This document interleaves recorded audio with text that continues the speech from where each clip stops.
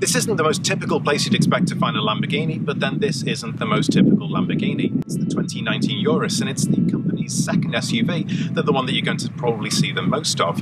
Like any good Lamborghini should, it has a big, powerful engine, in this case a twin-turbo V8 with 650 horsepower and 627 pound-foot of torque. And if you have a racetrack to play with, that means 0 to 62 miles an hour in 3.6 seconds and a top speed of 190 miles an hour. But really, what makes this special isn't about what it can do on the racetrack, it's about what it can do in places like this. And that's because this is a real off-road machine. It doesn't just look like an SUV, it's actually an SUV. The why behind the Urus is brutally rational. SUVs are big business. Sales of Lamborghini's coupes and convertibles have been steadily rising, but there's still a limited audience for extreme performance two-seaters. Though the brand purists may have howled, it looks like the strategy is already paying off. Lamborghini is on track to meet its goal of doubling its annual sales with the SUV, which would mean around 1,100 Urus in the US alone. 70% of Urus buyers are new to the brand. On the outside, think Aventador or Huracan, but bulked up and stretched. The familiar squinting headlamps with their Y-shaped DRLs are present and correct, at the leading edge of a sharply creased hood.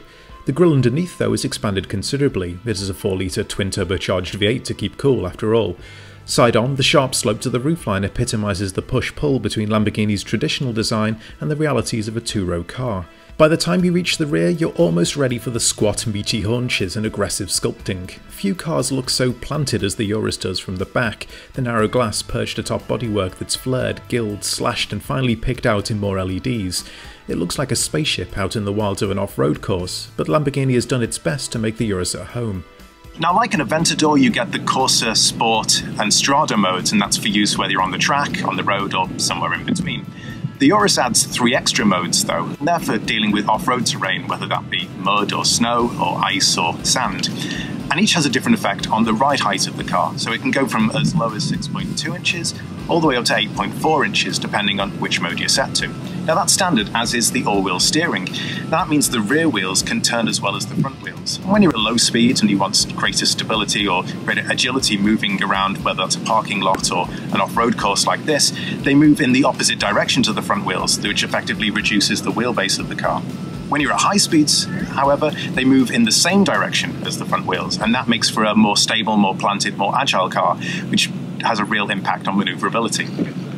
Honestly, finding a Urus out in the mud seems about as likely as spotting one at a track day.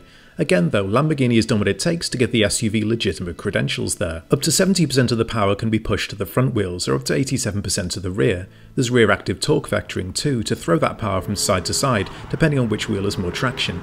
Throw in an active anti-roll bar and the Urus browbeats physics into sulking in the background, as you enjoy minimal body roll and a general eagerness more akin to an Aventador than an SUV. Combined with a cabin that comfortably seats as many as 5, along with a surprising amount of cargo space and the best infotainment system available in a Lamborghini today, and you have a car that pretty much defies preconceptions. Now, blasphemy can be lucrative. The idea of a Lamborghini truck might thrust daggers of betrayal deep into your purist heart, but market forces have their way. Enough people want a super sports SUV that can tow over 7,700 pounds, as well as do 190 miles an hour, and not to mention pay north of $200,000 for the privilege, that the automaker just can't say no. Upending that is the fact that the 2019 Urus is absolutely a Lamborghini first and foremost. Yes, it's more practical than a Huracan, not as fast as an Aventador, but we're still talking about an SUV that can outperform a Gallardo on the track.